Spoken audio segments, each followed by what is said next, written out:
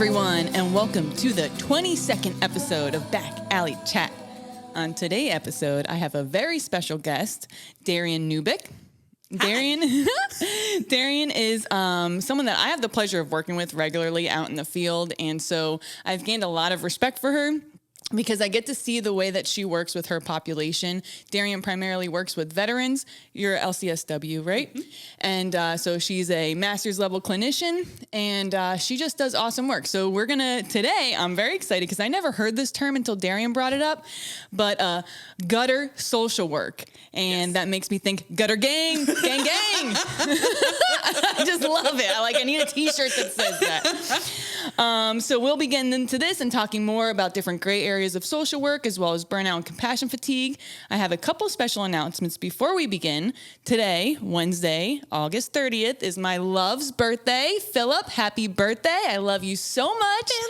Philip. We love you. I'm so grateful to have you around. You have brought so much happiness to my life, and I love you very much. So I hope you're having an awesome day. And of course, second announcement is, you guys are used to this one, we have to love and thank our sponsor, Quick Intel. Crypto investors lose their hard-earned money every day to scammers because they don't know how or what to look for in a contract's code to protect themselves. Quick Intel has created a hub of AI crypto safety and security tools to help you reveal and easily understand the risks of any project before you invest. No more investing blindly and hoping for the best. Become a confident crypto trader and download the Quick Intel mobile app on your iOS or Android device so you can protect your hard-earned money. And with that, hi, Darian. Hi. Hi. That's funny. My husband's birthday is tomorrow, too. Really? Yeah. Virgo season. Virgo babies. I love Virgos. All my closest friends are Virgos. I know. I love it. I love it. So you sent me this, and I never knew this was the social work definition, never looked it up, but a person whose job is to help people in a particular area who have social disadvantages or personal problems. Mm-hmm. I'm a social worker. Yeah. I do social work. Agreed. And so that's where it's I understand the concept that I went to school, right? So I paid thousands of dollars to have masters in social work. Right. But people who do and work with people do social work. So it's not like it's how do I say, we take the term and it's it's ours. No, it's people do it. Right. Now, it's the question of, do they do it clinically from a clinical standpoint, or do they do that because they're a bleeding heart, but they care about people? And so that's the difference for me. Yeah. So what kind of so we work out in the field, yes. right? Our office are our cars. We're out there. We're making it all happen. Yeah, we're sweaty. It's hot. There's fights, right? But it's so fun. I love it too. I don't know why you'd want to sit inside all day because y'all don't know it's popping out there. Okay. Yeah. I mean, we get shootings. Well, you've been off for 2 weeks, so you've missed. Oh, yeah. God. Well, I'm sure you'll get your full when you get back. So why did you become a social worker? What drew you to this field? Well, I was in my bachelor's degree for psychology, and just when I was in my sociology class, all I kept hearing about was about rats and dogs. And I do not give a shit about, was it Pavlov and Freudian? I don't give a shit. That makes people are not those things. We're people. We are so multi-layered, and we're human beings, not animals. I mean, I guess we are, but whatever. Kind of, yes. Yeah. And so when I was in that class, the professor was like, if you want to be a doer, then be a social worker. Oh. So I was like, well, I'm a doer. I'm not some dude that hangs out on the side. Who just wants to coach from the sidelines. I want to be there. I want to be in it. So that's what changed my mind, was that, I want to work with people. I want to do with people, not, observe just human behavior. That's Is that lame. What sociologists do? I mean, yeah, in theory. Yeah. Because they study the populations around and culture and whatnot. So did you always want to work with the veteran population, or how did life lead you to that path? My grandpa, he's a veteran, Korean veteran. He actually just passed away, so rest in peace, Grandpa. Rest in peace. What do you call it? So with that said, I like the concept of there's a moral code that comes with patriotism, and I'm not necessarily go America, right? I'm not I'm not necessarily that, but there's this concept in my head of you fight for this country, you deserve certain things, you've taken the step to fight for freedom where other people just don't do it. I mean, it's 1% of the population. Oh wow! So it's one of those things for me where I'm yeah, like you fought for this. I want to give you as much as I can. Yeah.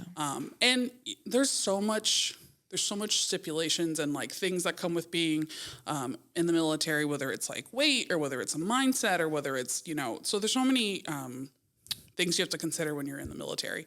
So, and then after the military, PTSD, military sexual trauma, MST, So, what is that?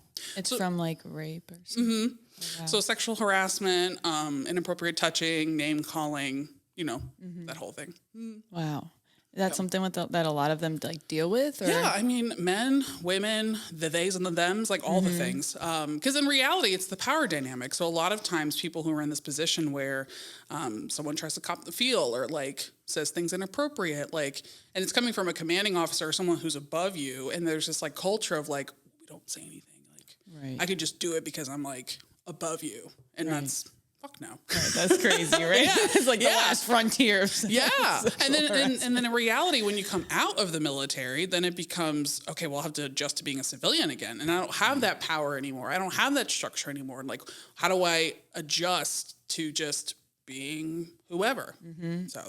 And do a lot of them like, I'm assuming that they rejoin the workforce and stuff like that? 100%. Yeah. Right. But the idea is that like, when you're in, whether it's you've seen combat or not, this idea that it's the pressure valve. Whether it's commanding officers, your different routines, different times you have to be there. Like you don't have that, right? So you go into say a military person going from Fort Bragg to Publix in West Palm Beach. It's like, this is a little weird. Like this is not, something I'm used to. Yeah. And so that readjustment, whether it's like internally of like, I don't have that stimulation anymore. I don't have that pressure valve to kind of keep me together. And, some granny who's like, where's my potato chips? Right? And you're just like, bro, like I saw kids on the floor. Like potato chips, like, and that's where that concept of perspective comes into play. Like their perspective is like they're serving this country, they're doing their thing, and then they come home and some granny's talking about potato chips. Right. So it's such a strange, a journey for them to come back, and it takes a long time. Do you think that we're like helping them better than we used to, or? I mean, yes. In reality, I think a lot of it had to do with research, right? A lot of that had to do with TBI research, traumatic brain injury research,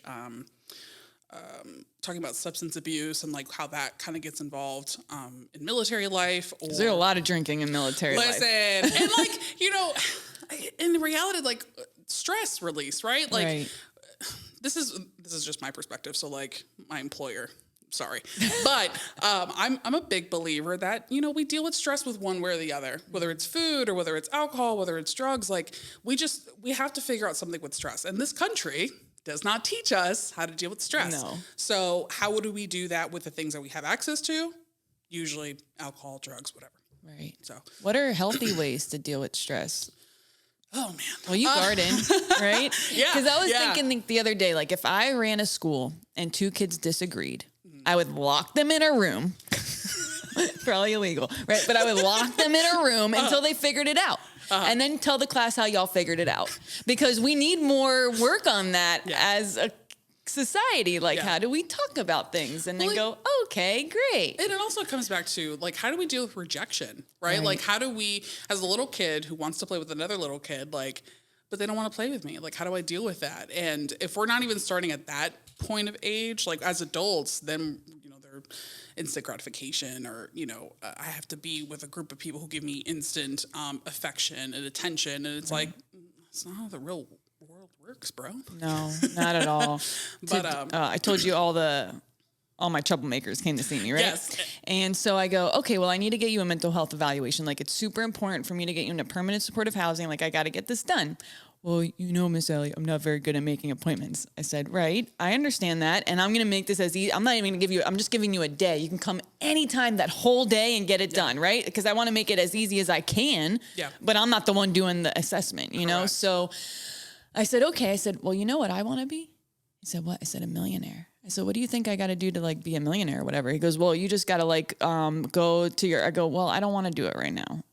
you know? And then I was like, well, you know, I'm not really good at doing that either. You know, I don't know, like tomorrow maybe, like if I can tomorrow, like I'll get around. Like, no, like that's not how it works, right? I'm never gonna be a millionaire if I answer you with those answers, right? So you gotta answer me with just slightly better. I'm not saying you need to do anything special, then stumble in here. In whatever condition you're in. Agreed. Yeah. And just sit down for an hour. And that's where I think my training coming from, what's important to the person versus what's important for the person. For us, we believe that it's important for them to have housing, to have medication, to have food on the table, to have all these things.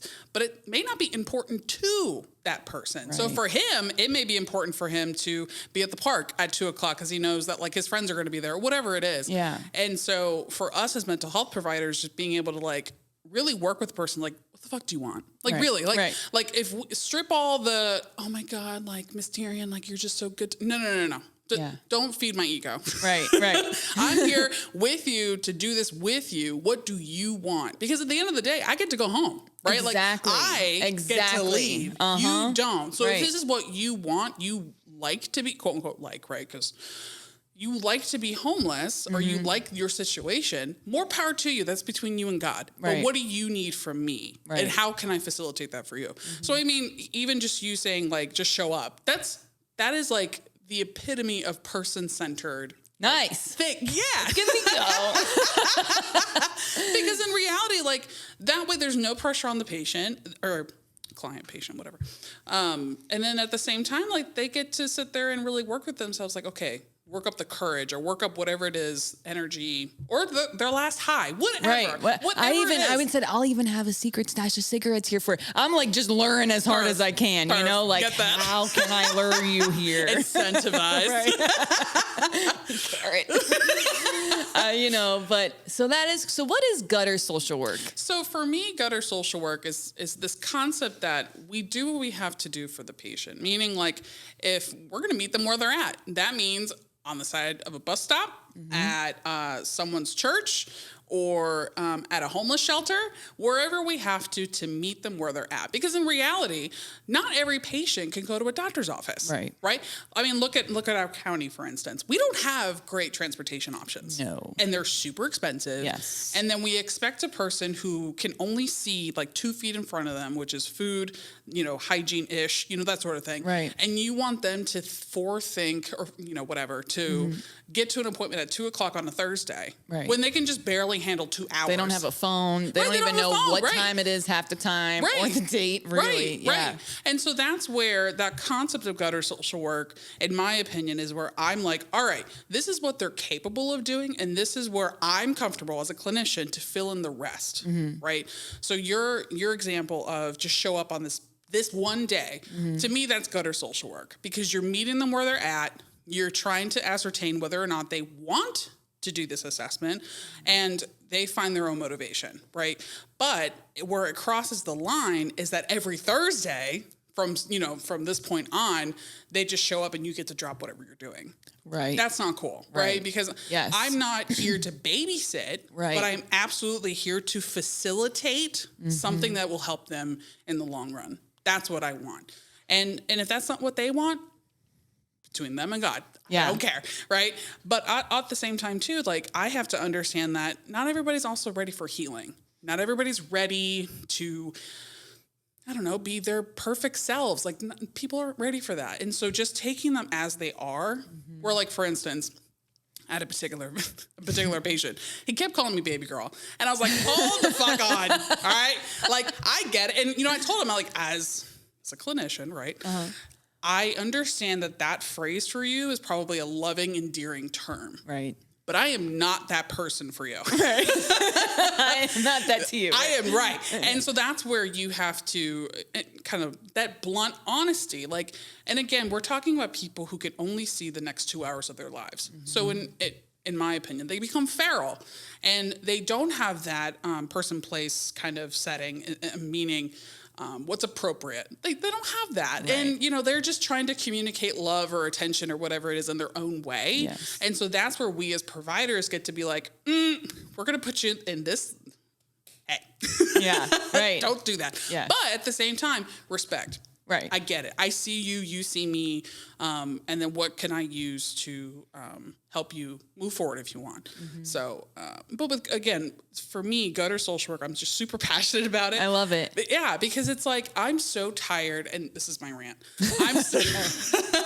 I'm just so tired of hearing clinicians being like, oh, well, if they don't show up, that means they didn't want it. And it's like, well, okay. Right. I get it. Like, if you're dealing with like maybe me or you. Correct. You know, if I don't show up to that appointment, yes, it's not very important to me because I have the capability to have a car, have a phone, get there on time, all that stuff. Yeah. Yeah. But not everybody's there. Not everybody's there. Not everyone's there. And that's the other thing too, where you may have to come out of your pretty little, office, and go find your patient. And now granted, like for instance, so using my clinical license, I could be a therapist, right? And I do have a private practice, or I see patients after work. Sorry. But anyway, so in that setting, in that role, I am not expected to go out to go find them. Right. But that is not where they are. They are not in crisis. They are just people who are just like, all right, I'm ready to unpack whatever it is I have to let go of, right?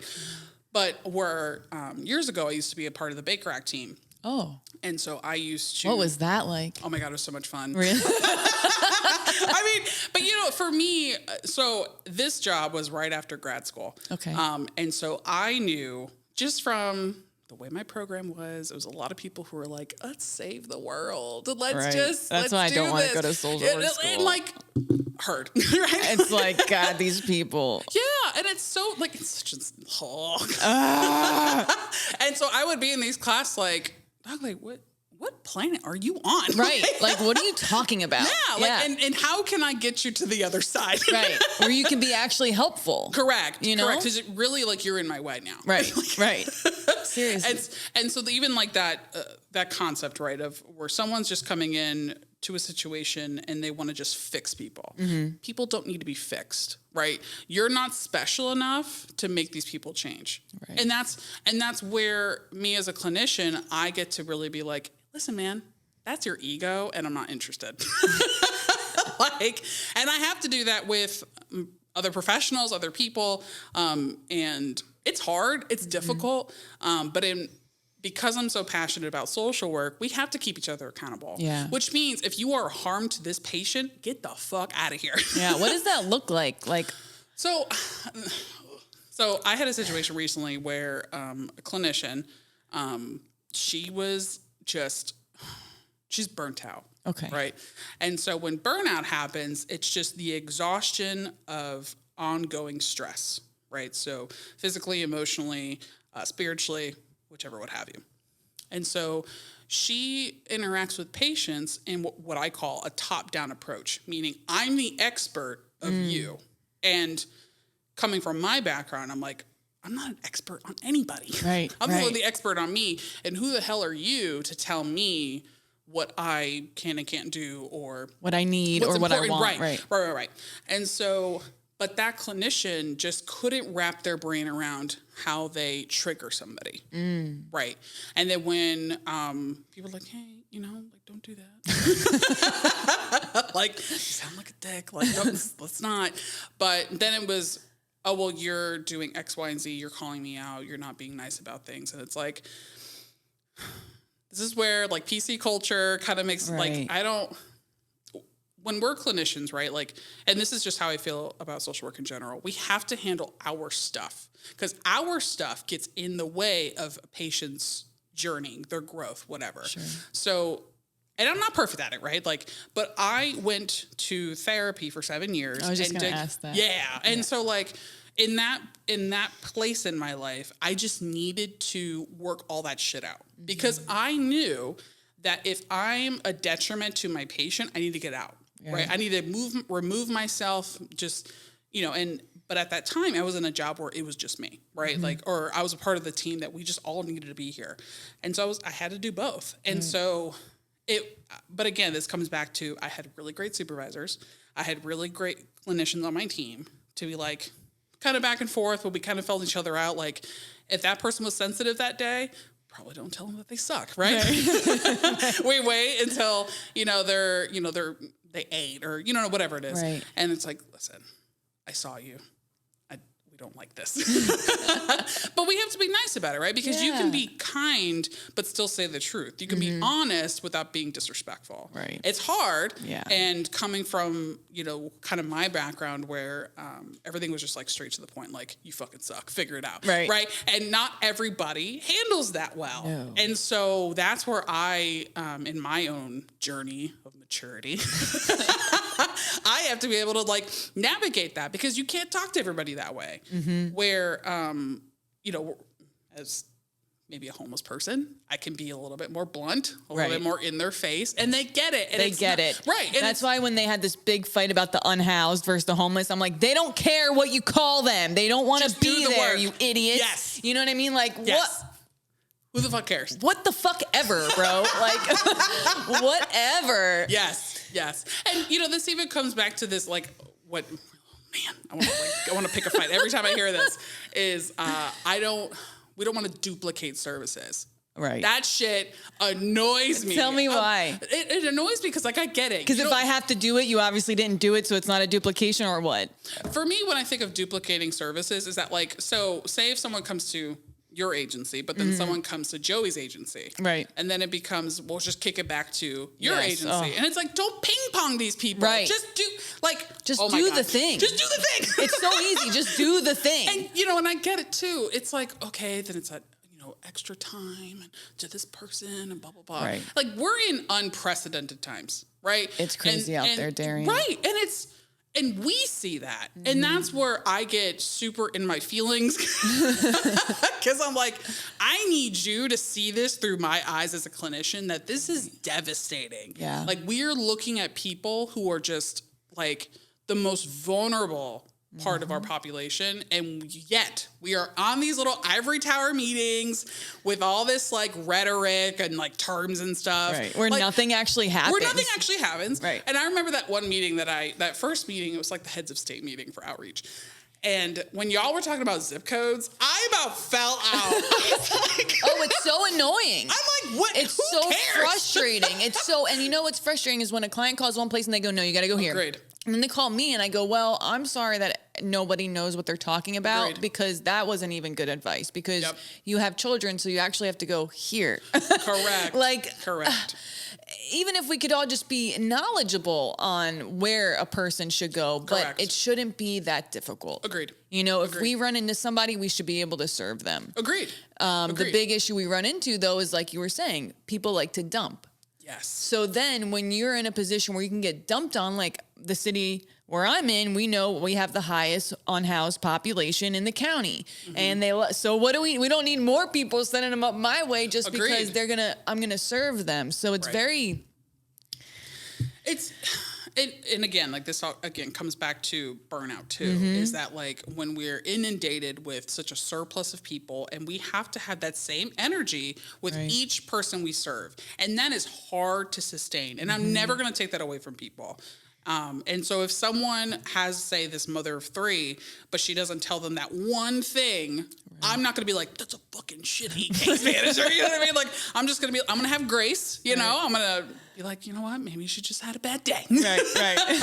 But if I see a pattern, it's on. Oh, yeah, me too. I'm like, hey, I'm just wondering why these keeps happening. Right. And then 2, just be like, hey, what do you need? What can I do to help you bridge that gap, right? Like, so with my agency, there's a lot of nuances, just a lot, right? And I understand that it's very confusing. And so people just want to be like, okay, just tell Darian to do it, which I get that. Yeah. I'm okay with that. But other people, I can't speak for them, right? And they may not want their phone blown up by X, Y, and Z people. Right. But that's not me, right? But in the same breath, it's because people know that I can do that, and I will do that. They send everyone to you. Everybody to and me. Then those people that work hard in this field, that's how they get burnt out and get compassion fatigue, because they're the ones going hard every day, doing their best to just solve this. And then that word gets out to the clients, and then they're all calling just the same group of people. And then there's a bunch of people who really aren't doing very much. Agreed. Agreed. And so that's where I think burnout is not just about what we can do as providers, but what is our agency doing? I was just going to say, because I was just going to say, I've had two separate case managers that are very, very good at two different agencies that have recently had heart attacks. Yeah. Oh, no. I know. And like the one, as Miss Mary would say, she don't even smoke. I love that woman so I love much. her too. She's so good. It's her birthday. Happy birthday, Miss Mary. So I was like, damn, and now this was like our number one, in my opinion, case manager at this place. And now she's gone, she's not going to come back. And it's like all these people are getting physically ill doing this line of work. And then my other issue with that is they don't pay enough for us to live a healthy life or actually like have a gym membership or like eat real healthy food or do stuff like that. So it's like, and this is why people don't want to come to our industry. Right. And like, I get it. Totally. I get it all the time. People tell, I go, are you sure? Do you want to come to work with me for a couple of days to make sure you want to do it? So tragic. I know, it's bad. Yeah, but that's the other thing too. It's like some people are just meant for this work. Yeah. Like I've been told by numerous supervisors that like you're just meant for this. You're built for this. And it just takes a special person. And there's nothing that you, meaning me, I can do to communicate how other people should do it. You just either have it or you don't. And it's hard because there's some people who are in this predicament because they just need a job. Yeah. They have, whether they don't have a degree and this is an entry level gig and this is just a stepping stone for something else. Cause that happens in my employment all the time. Really? Yeah. And again, I get it.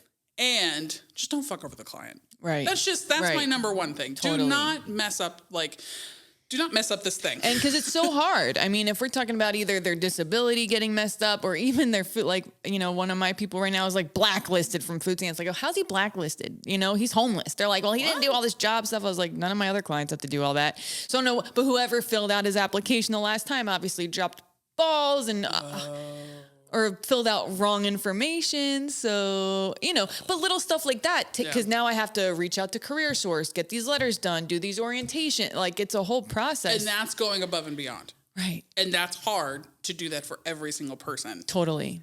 But at the same time, it's just then who's going to do it? Right. Who's going to do it? And in reality, we have to be able to juggle both. Mm-hmm. And so just my opinion, okay, I have parameters in my mind when I look at a patient and I'm just like, okay, this person needs someone to go above and beyond. Okay, my criteria, not sponsored by my job, is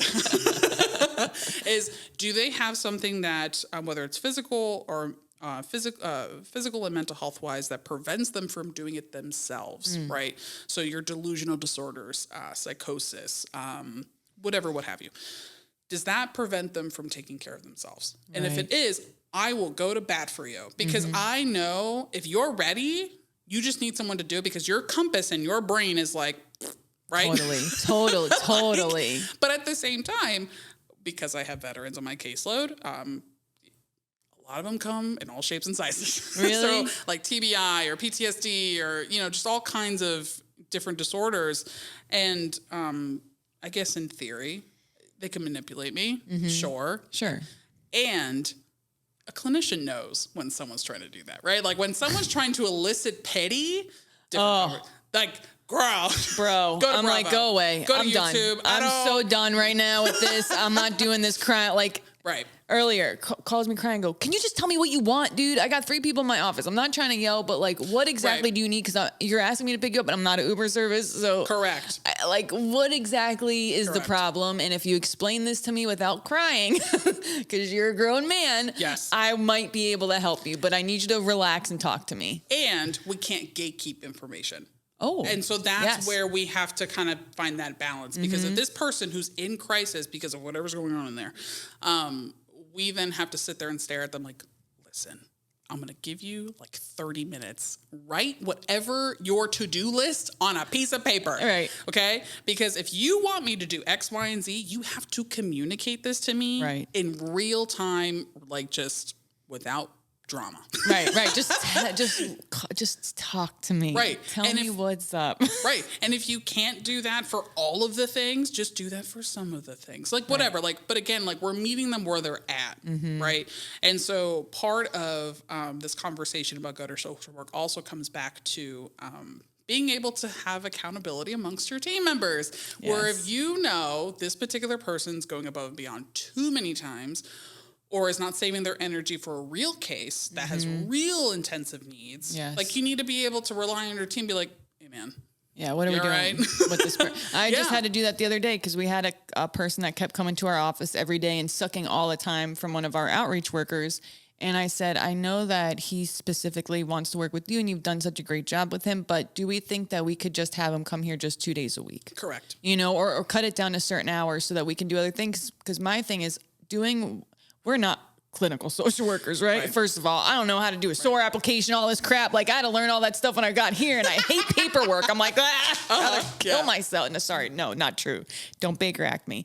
But you know, I always say, take a couple hard cases, 1 or 2 or 3 tops, because they're really draining. Yeah. And so we can complete them and then move on to the next. Because for me, I'm just going to give you better service if I focus, because let's just say you need something simple like food stamps. Well, now I got to find you, pick you up, drive you here. You stink. You need a shower. You're asking for deodorant because St. Anne's deodorant only lasts 2 hours, right? Like these are the requests I get. And so it takes time to get that person's things completed.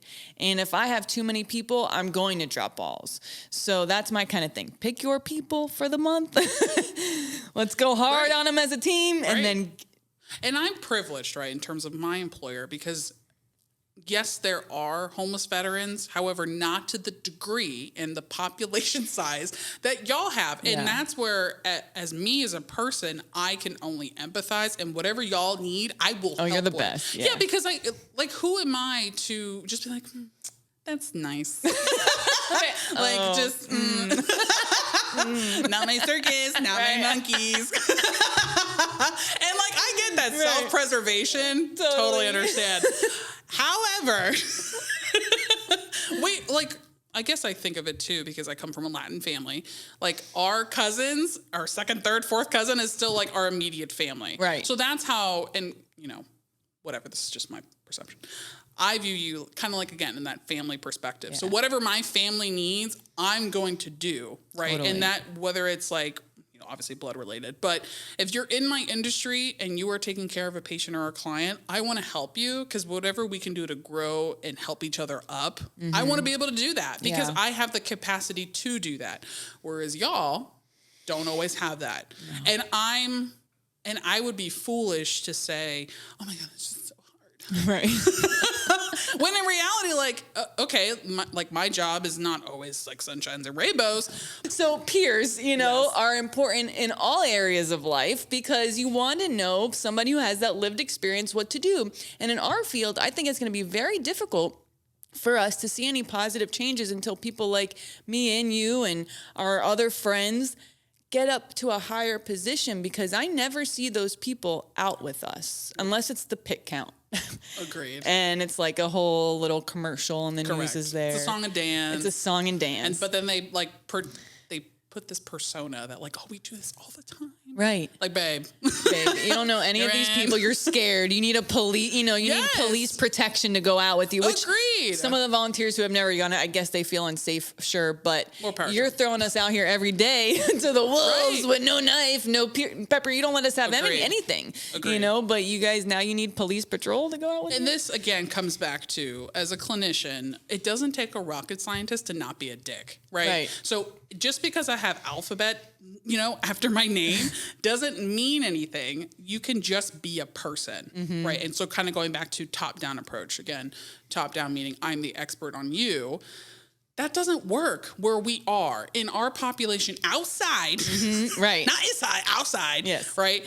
I can never be an expert because I've never lived that experience before. I've never been homeless. And who am I to treat this person like, oh, it's just so easy for you to do X, Y, and Z? That is what people that is a precursor of someone getting hit. Like, right. Yes. Oh, it's so easy. Well, why don't you just? Right. Yeah. Like, Becky. Right. And I really think there needs to be rehabilitation services for individuals who have experienced especially chronic homelessness, because at the end of the day, how do we expect this individual? And I had this guy, Flint Anderson, on, and he made a great point about long-term treatment, but this is different because they're not all on drugs, as we know. But how do you take this person, let's just say from Skid Row, throw them in a 30-day rehab center, give them their own apartment and go, okay, you're housed. And that's facts. Good job. Right? Like, bye. Like it. Well, that's what we do. Like, how much money do we waste putting these people in their own apartments when they're not even there when we go check on them? They've rented them out to other people. Why? Because they've never received, like the client I was with today who was like, they keep treating me like I'm a mental patient. I'm like, you're acting like a mental patient, right? Like, he has severe behavioral issues. And it's like, until those are sorted out, he's had 2 apartments already and has trashed them. So it's like, what do we do? Like, what do you think we need to do? That's where I come from, the point of what's important to this patient or what's important for this patient. And I think, like I said before the podcast, was that sometimes you just got to say it, right? But say it again without being rude, without being mean, because we can speak truth to power without being evil and cruel to people.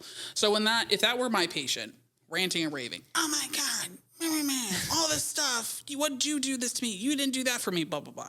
I'd be like, listen, I'm going to give you 2 minutes. I'm going to scream it out. Go run around, go smoke a cigarette. But you will not talk to me in that way. Right. Because we're containing them, right? Like, we're containing. And then if they don't want to be contained, they're more than welcome to leave. Right. Right. Totally. And that's my boundary with them. You're more, and this is kind of going back. Oh, there's so many tangents. Right. I know. I could go on about this forever. So kind of going back to that patient who called me baby girl. And if that person were to be like, you're a fucking bitch. Hold on. You get one more try. Right. One more try. If you say that to me and we can't complete this conversation, I'll see you tomorrow. Yeah. I'll see you next week if you want. But I will not be trifled with. Right. Right. Don't play with me. Yeah. But this all goes back to what's important to them. So I would tell them, hey, if this is important to you, is to be housed, there are certain things you have to do to get there, which clinicians call it solution-focused therapy, solution-based, blah, blah, blah. I love learning these words. This is so cool. Okay, so solution-focused therapy. Yeah, so the idea is that what's the solution to your thing? If your thing is, I want to be housed, what does that take? Good credit, income, 3 times, blah, blah, blah. So that it's kind of working backwards. It is how I think of it in my head. So if I had that patient where he's ranting and raving, I tell him, I'm going to contain you for 2 minutes. If you can't figure it out, please leave. I'll talk to you tomorrow. And when they're like, well, you're not helping me right now.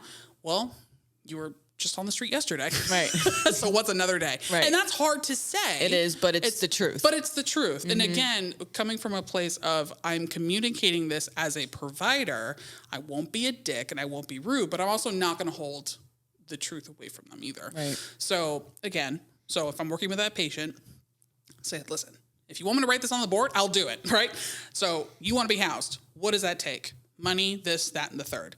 And I would tell them sometimes you may not want to do that, right? You may not want to do a SOAR application. You may not want to do the doctor's appointment. Totally. But this all comes back to being housed. And if that's important to you, what are you going to do? What accountability am I going to see in you to get that task completed? Because I am not you. I am not your 2 arms, 2 legs, 2 feet, right? You have to take responsibility for where you are in this situation. And like, again, real talk, not mean, not evil, like, but it's just, you have to level with them because we only have so much time with them, first of all. And they need to understand what you're saying. And they're not going to understand if you beat around the bush, in my opinion. Whenever I try to do that, when I'm like, hey, like, I'll be like, there's one client he sells drugs, right? I'm like, saw you downtown. I go, saw you. I'm just like, Block's hot, my friend, right? Yeah. He's like, what? I'm like, bro, stop selling drugs, dude. You know what I mean? Like, Jesus, fuck, you know?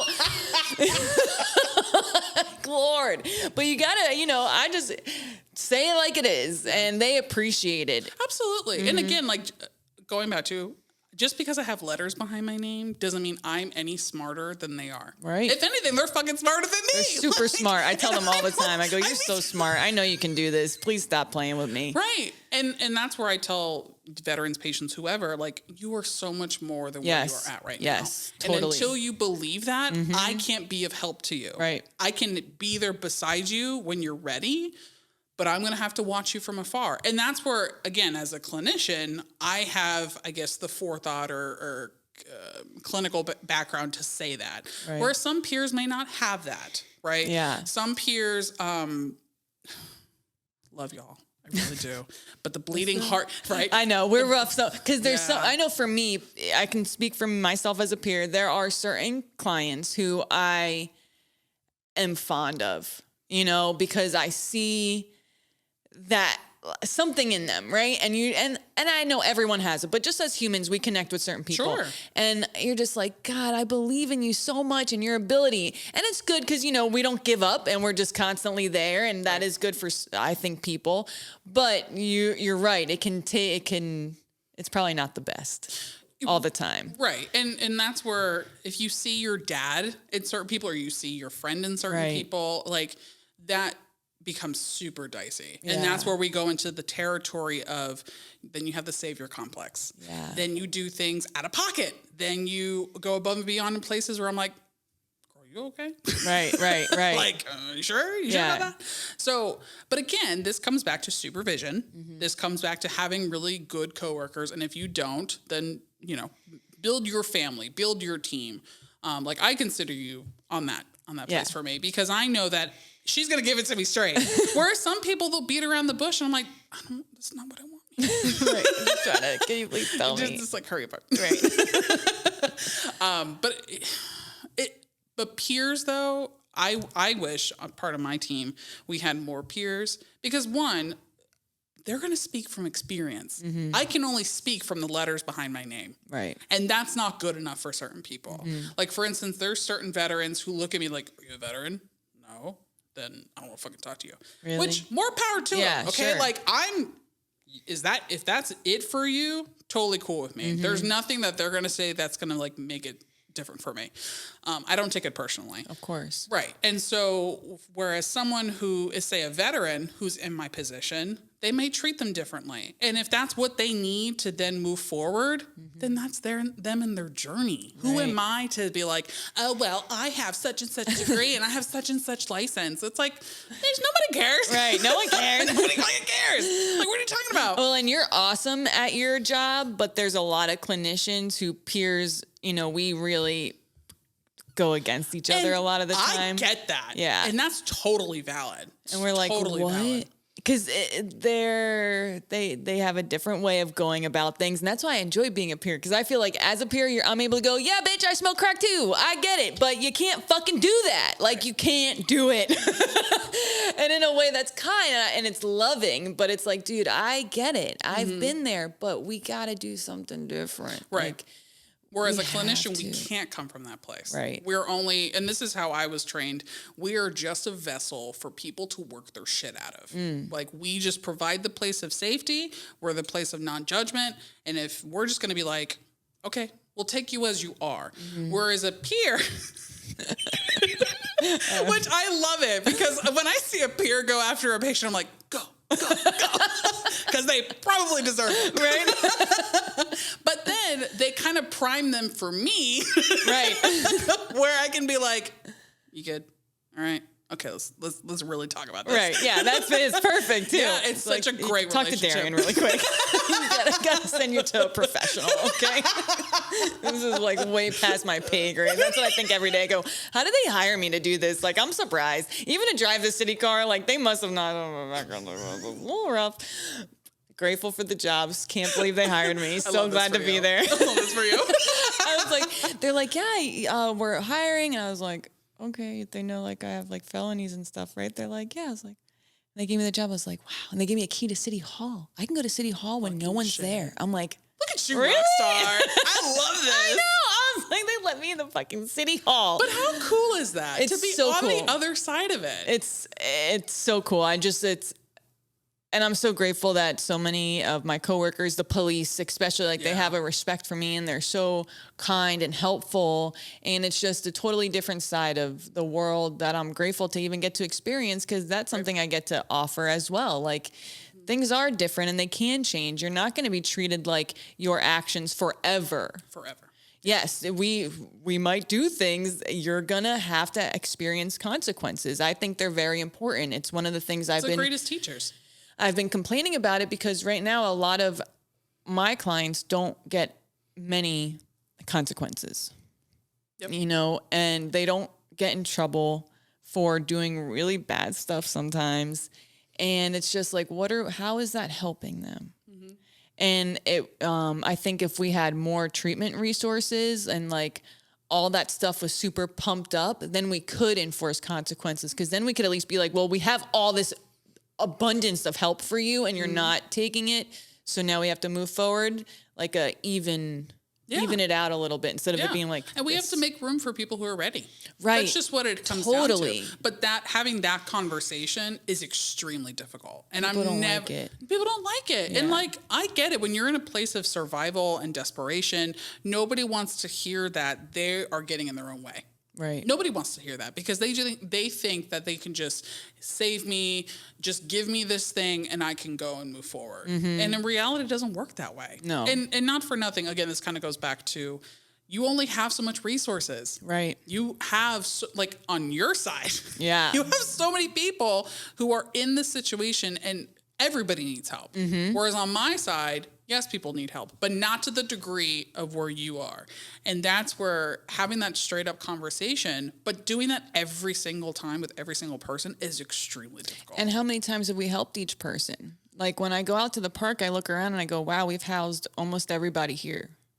At least once. Like, what do you do from that point? Like, what do you just continue to house them over and over again? Or because like with the housing first model, that's what they want. Like, and that's where coming as a clinician, it's not clinically appropriate. And we get to stand on that, right? Whereas peers and other people who don't have the letters behind their name, you guys can't say that. And that's not fair because your interpretation's probably the same as mine. Right. They're not going to be successful in this. Right. And like, we can't keep playing these games. And it's my old mentor, he would tell me, people are just trying to get their needs met. So you may see it as manipulation, but they're seeing it as I just need to get what I need and then move on. Right. And that's really hard when we're looking from a clinician standpoint or even on the city side where they're like, well, all we see is homeless people. And it's like, well, all I see are empty buildings. I'm not fucking going after you for it. Literally. Right. And so this all comes back to being able to manage both. It's like, yes, these people are in Curry Park. We don't want them there. Where else? Where do you want them to go? They're not going anywhere, boo. Where do you want them to go? And that's why I say all the time, I go, what do you want? Either you want to just chase them around the city, you know, which honestly makes my life harder because now they've lost IDs and cell phones and I don't know where to find them and like all these other issues that stem from that. But it's also trust. And it's also fucked up. Yes. You know what I mean? You want to do this to them, but you don't want to offer them. I was in a meeting with this lady the other day. She's like I don't know what she is, but she's frustrated with the homeless situation. And she was like, Darian, my supervisor had to kick me under the table. Because she goes, I was told you shouldn't even look them in the eyes. I know. That pata sucia. That is rude. I was like, what the fuck? Who says that shit? And I said something and I got a kick under the table. And I was like, okay, yep, that's all right. Like, I was told not even to look them in the eyes. Like, we gotta get away from this because yes, there are troublemakers out there. Sure, but they're a handful of the people, and everyone else, they're just all different. They're all humans, and they're all complex and complicated. And like some of the most mentally ill, like the one guy who's always in a sweatshirt, dark skin, black guy, he's always smiling. And he must be so hot in that hoodie. I don't know how he wears it every day, but he's just so always smiling. He got me a Christmas gift. He's just like the nicest, always by himself. But yeah, he is talking to himself in the middle of the street. Yeah, but he would never hurt anybody. He's like the kindest man. And so it's, yeah. I hate when people cherry pick to be honest with you. Like, we want to sit here and be like, oh, well, this particular incident that I had with a homeless person will now speak for every single homeless person ever. And how fucking dare you? Right. Because if I caught you on a bad day, Linda, where you fucking sat there and just stared at me when you did X, Y, and Z and be like, sorry. Right. So then I'm going to go out of my way and be like, Linda's a fucking idiot all the time. And I don't care if she had a bad day or not. She's just a POS. Yeah, all Lindas are idiots. Exactly. Yeah. Like, and how are we, like, but that just goes again to show like who the clinicians are, who the peer supports are, and who's the general public. Because the general public will sit there and like, oh, all we see is this. And you and I, we see people. We see souls. We see someone's father and their friends and their whoever. Their whatever. children and their stories. And we know they have families. And like we know so much about them that it's, yeah. And for me, especially coming from where my population, is that they probably were really terrible to their children when they got out of their situation, whether it's they saw combat or whether it's they got out of the military. They may not have been the nicest person coming home. Yeah. And we may be all that they have. And a lot of the people that I deal with, a lot of them are older and a lot of them are plagued with addiction. And so their children want nothing to do with them, or their ex-spouses want nothing to do with them. And as a clinician, all I could say is, wow, I'm so sorry that you feel abandoned, and what can we do to move forward? And that's a very difficult conversation to have, because on one end, they're very sick. Like no one just chooses alcohol one day. No one does that, because why would they? Like, so coming from that point as a clinician, how can we, again, figure out what's important to you, where it's important for you? If you want to play the victim mentality and be in pity, that's important to you. Between you and God. Totally cool with that. Whenever you're ready and you want to think differently, or you want to have a different change in perspective, come find me. Yes. I got you. Because all we can do is just be a part of their journey if they want us or not. We're not special enough to change these people's lives when there's so many different factors, whether it's coming from government, the city, policy, in our own employment agent, you know, or in our own agency. Like, there's so many things. All we can do is what we can do. Yeah. And at the same time, just have grace for each other, for patients, that they're not going to come in little, you know, wrapped in a bow and like perfect. And there is no perfect homeless person. There or is no any person. Correct. I mean, this was my thing when I worked in drug treatment, right? We would take in a new client and they act crazy. They smuggle in drugs, whatever. The facility I worked at, we assume that that's what they're going to do because that's the population we're dealing with. Other facilities, though, kick them out because of behavioral issues. And you're a behavioral health program, you idiots. Of course people are going to come in with behavioral health issues. Like, yes, that's the whole thing about it. They're there to fix that part. You know, you have to be able to understand it, handle it, and know it's going to happen before they even walk in that front door. So then I guess my question is for you. There's no perfect client. Correct. So then my question is for you. How do you stop the cynicism? How do you stop that personally? I don't know. I probably am cynical because, you know, my thing is I'm always looking at what are we going to do that's different, that's actually going to make a difference to these individuals. And I just don't see it. I don't see it. But what I do try to do is have those couple wins, stay in contact with them, have fun at work when I can. And you guys hear me bitch all the time. I just get it out. I just say, if I'm mad about something, I'm just going to talk about it until I can put it to bed. All right, I've bitched enough about that. Next. But because it is like with the addiction stuff, I do see positive changes there. We've gotten a ton of grant money. I'm able to get people into rehab easier than I've ever been able to get them in. I've gotten so many people in just this month, you know, and at least half of them are doing pretty good, which is really great. And so I think that's super positive, but that's with the addiction only. Everything else, we have a lot of work to do to like make it for humans. I don't think we treat our humans right. I don't think like, you know, a lot of the advocates, they fight about a lot of ordinances and they fight about a lot of things.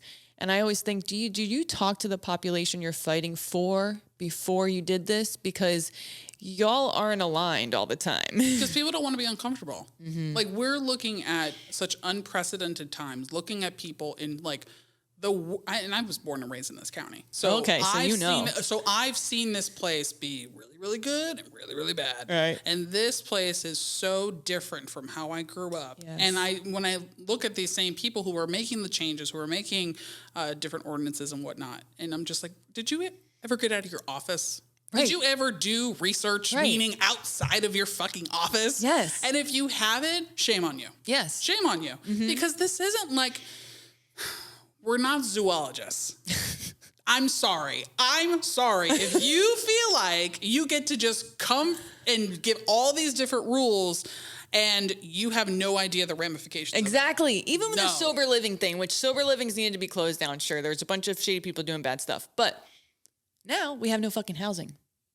If you guys would have just figured out a way to make sure that they were doing the right thing instead of terrifying everybody into closing down or selling, then maybe we would have more shared housing options for the individuals who desperately need it now, because rent is $2,500 for if not more. You know, it's just crazy out there. And it's stuff like that they implement, and then you go, shit, now I can't do this, or now I can't provide for this person. And but it is good to have. So what gray areas are okay to... Oh, man. Okay, so the other day, I don't want to get arrested. Can I get arrested for this? So they needed my client on the phone. My client has no phone and is on drugs and is missing. So my coworker pretended to be a man. Yeah, that's Allie. Yeah, talk to her. Bye. Is that bad? Is that gutter social work, or is that illegal? I don't know. But I was just trying to get food stamps done, you know? But like also, it wasn't. I'm not mad at it. I'm not mad at it. Like, I don't know if you're gonna get arrested, but also not like the best, but I'm just trying to get it done for the person, you know, like, and you know, if you've ever called food stamp office, you got to stay on hold about 2 hours before you even get anyone on the line. So yeah, it's I like gray areas now. Yeah. Whereas before I was like, no, it's either going to be black or white. There's nothing in between. It's just got to be right or wrong. And we are in an industry where that does not exist. Right. There is no black and white in this industry. No. And this that if we're trying to hold on to those ideals, then you were in the wrong place. Right. Especially when it comes to homelessness, when it comes to people who are like in addiction or mentally ill. Not sponsored by my employer. I would totally be like, as long as the patient's there, if they're cool with it. Yeah. But if they're sloshed and they're not even awake, they're like just totally in and out, probably a little sketchy. A little sketchy. But at the same time, too, y'all can do that. Right. I cannot. Peers for life. And that's it.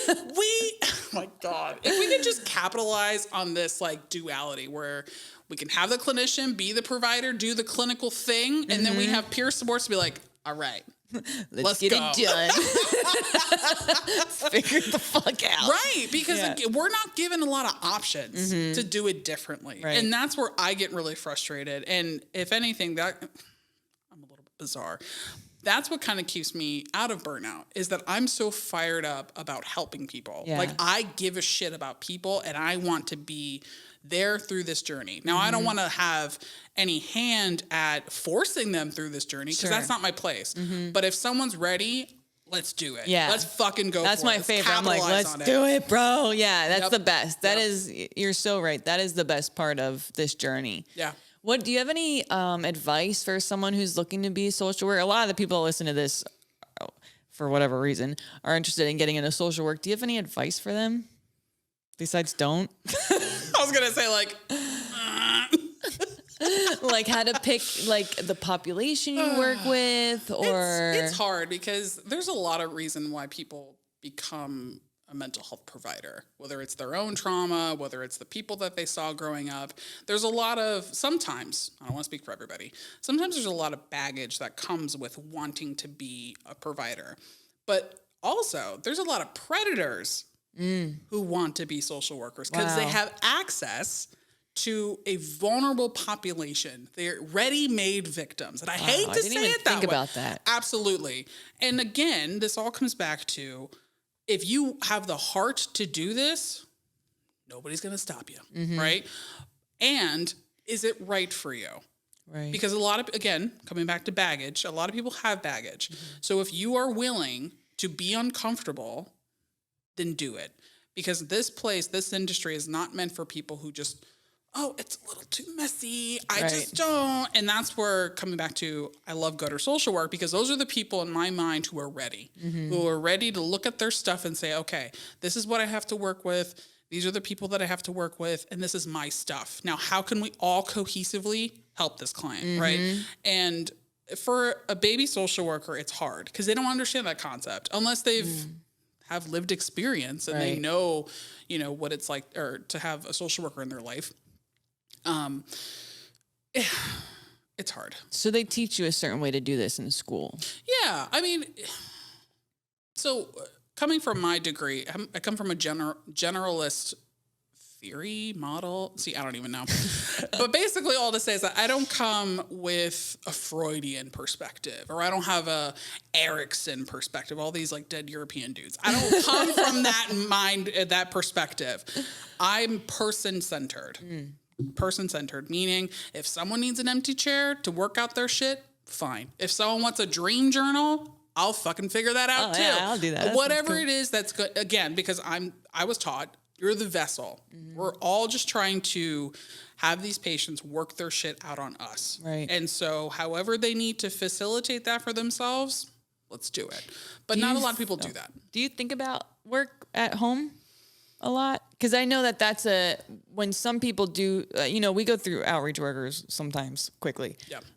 Because I think they come there, they don't realize their responsibility. Because you're not responsible for that person, but that person does look to you to help them with very big things in their life that are very important to them.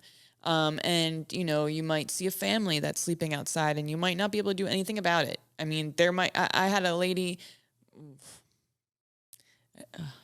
another agency issue, but anyway, I email them. I go, do you know that this lady pisses out of her belly button? Did you know that? Like, fucking hotel her, Like, I don't understand. Like, what do you mean there's no hotel room? She's in a, like, machine thing and, like, comes out of her belly button because she's missing the whole bottom half of her body. So I was like, how does she pee? Like, that's interesting. But she doesn't really speak English. So I had my coworker, I was like, ask her what's exactly wrong with her. And she was like, she pees out of her belly button. I wanted to know. She goes, I didn't want to ask. I don't know how that works, but this is a person that needs to go inside. She needs to be able to charge that wheelchair. She has all the documents. I had all her documents ready, and she's not getting service. So I had to go to bed that night knowing that she was sleeping outside. But we're used to seeing shitty things like that a lot. How can people deal with that? I think it depends on the person, to be honest with you. That's not a cute way of saying it. I think it just depends on how you view your job, your clients. Like for instance, I don't want to answer it this way, but if a patient says, I have nobody, most of the time they do. Right. They'll figure it out. One way or the other, they're going to figure it out. People are extremely resilient, and they're survivors. So the only thing that I hope is that they have enough survival instincts to do one thing or another. Where, whether they go try to check themselves into a hospital, whether it is they try to just keep themselves safe by, unfortunately, being with a person, like in a relationship with someone, whatever they can do to keep themselves safe, that's on them. And I see a lot of really terrible cases or people that I just can't help. And that's difficult. It's extremely hard. And I don't ever want to take that away from somebody. And that's on them. Right. This is their thing. All I can do is just walk alongside them. Right. And I can't take them home. Right. I can't wield a magic wand and erase 30 years of bad decisions. Right. And that's such a what feels like a hopeless situation. However, people are survivors. They will figure it out one way or the other. Yeah. Although, there is one person that I talked to recently, the woman that you put in an email. Yeah. She told me about a patient or a client that she had where she believes that due to him not being housed when he could have been, he died. And he died on the street. Oh, wow. And so those cases stick with you. Yeah. And there's no good way to say that. There's not a magic wand that I'm going to take that pain away from her.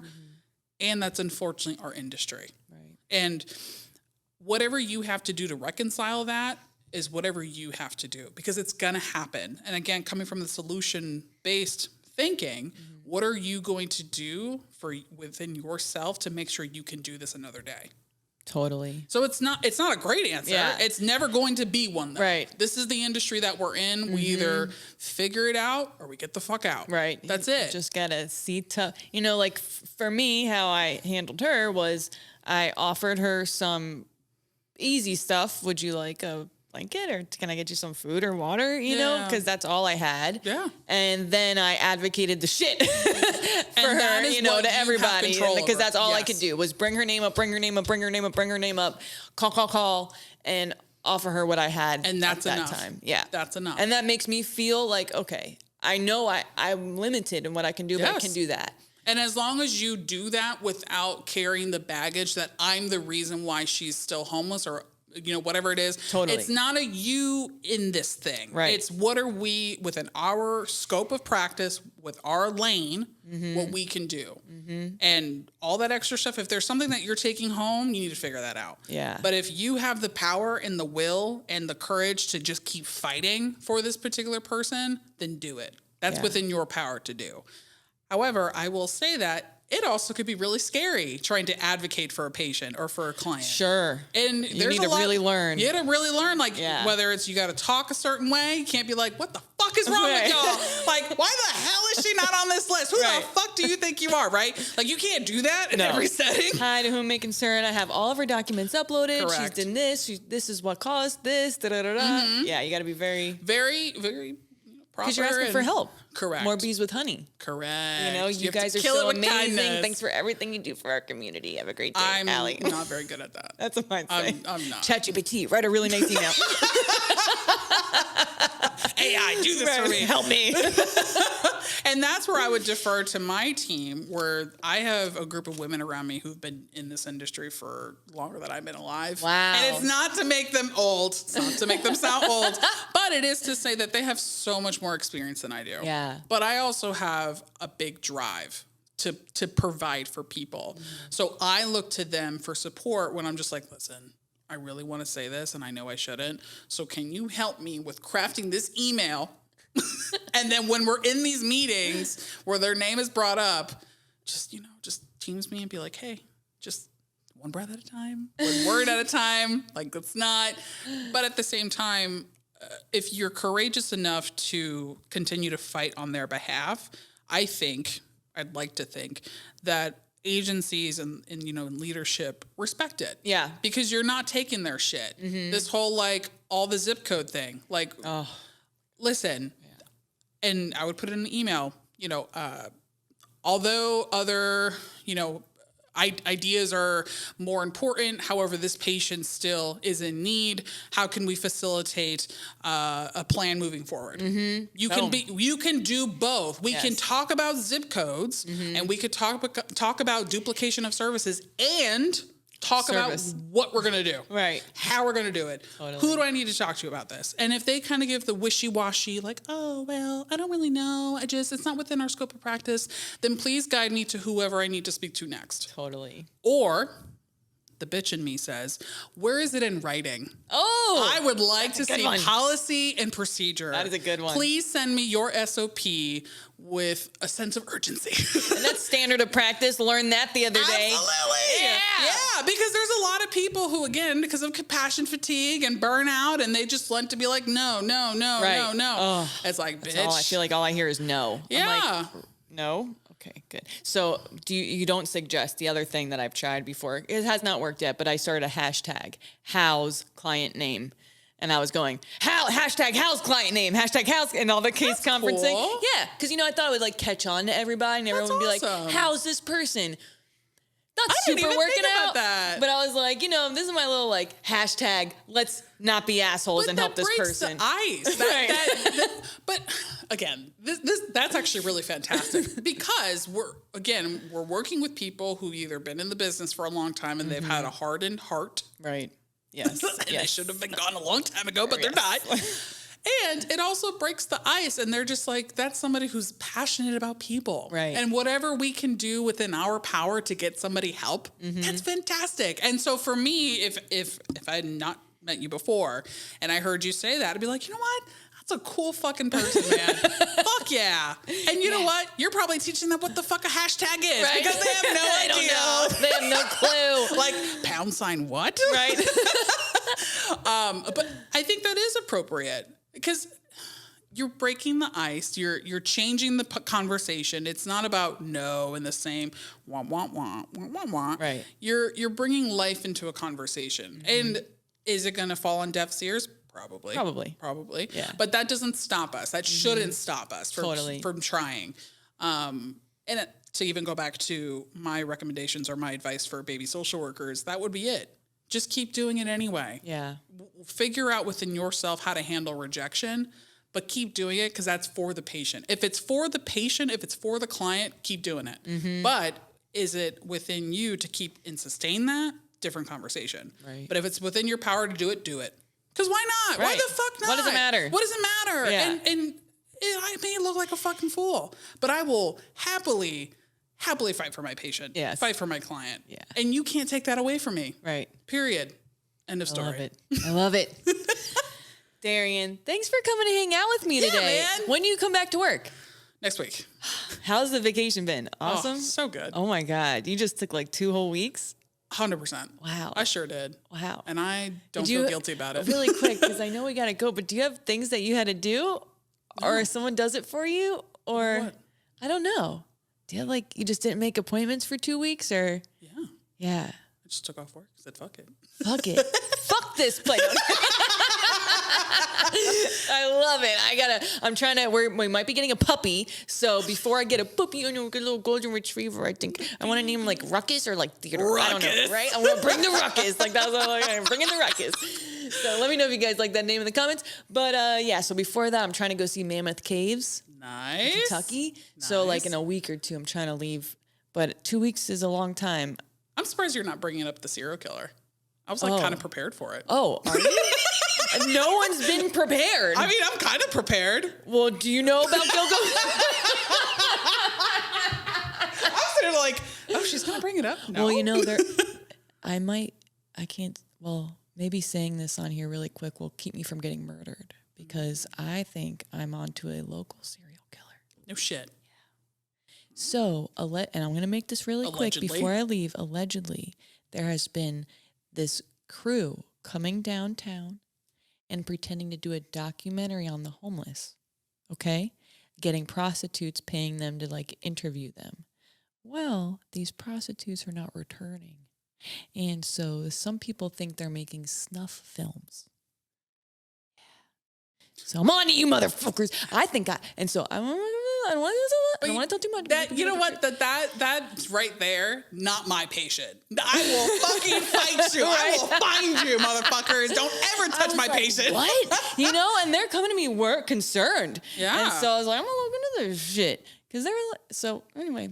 I can't say too much. You go, girl. You advocate. But I said, wouldn't it be cool to my team? I said, wouldn't it be cool? Homeless outreach team stops crime ring serial killer, snuff filmmaker. You know, that would be pretty. But also don't get hurt. Well, we get a raise. Can I get any more money for that? No, we're being safe and smart and all that stuff. But, you know. Cool, man. Crazy people out there. Be careful. Don't talk to strangers. And Darian, thank you. Thanks, man. I love you guys so much. I hope you enjoyed this awesome episode. Got a girl gang gang. All right. And I love you all so much. Have an amazing week. If you're in other parts of Florida, stay safe during the hurricane. Stay safe during the heat. Just be kind to each other. It's hard out here. And I love you all so much.